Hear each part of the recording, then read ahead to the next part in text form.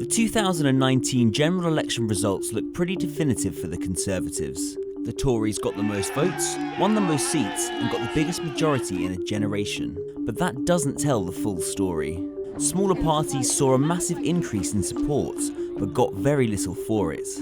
The Greens' vote share went up 60%, the largest of any party, but they still only return one MP. Despite getting 3.7 million votes, the Liberal Democrats only returned 11 seats.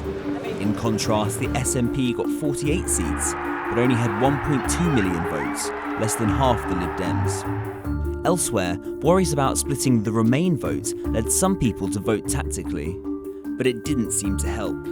In fact, while 52% of the total votes went to parties supporting a second referendum, the pro-Brexit Tories still got their huge majority. These issues have led people from all sides of the political spectrum to call for electoral reform. So, let's take a look at some of the options. What do we have at the moment? Our current system is called first past the post, and it's pretty simple.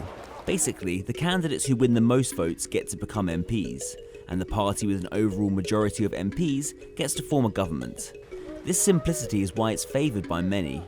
But others say it can be unfair, causing millions of votes to be meaningless and leading to things like tactical voting. What are the alternatives? Reformers often call for proportional representation. Basically, this means that MPs would be elected based on the percentage of votes they receive. So, if a party wins 20% of the overall vote, they would get 20% of the seats in Parliament. There are loads of different types of PR. One of the most popular systems is party list proportional representation. It's used in 80 countries around the world, including in the UK when we elect MEPs. Under party list, the public votes for the party, not a specific candidate. The parties draw up a list of candidates and rank them in a preferable order. The number of candidates who get elected from that list depends on the percentage of votes they receive. Some critics say PR is too complicated and would return too many coalition governments. Others point to the fact that a more proportional system could give extremist parties an easier route into UK politics. For example, in the 2005 general election, the British National Party got as high as 17% of the vote in some areas.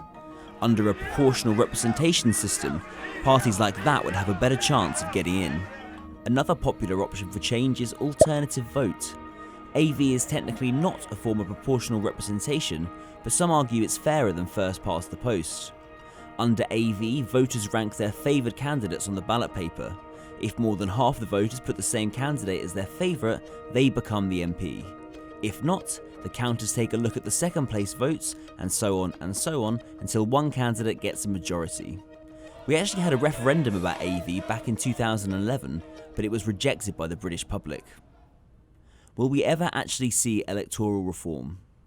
In short, probably not. Realistically, the only parties with the power to change the systems and make them more proportional are the Tories and Labour, and those parties happen to benefit the most from first past the post, so why would they vote for something different?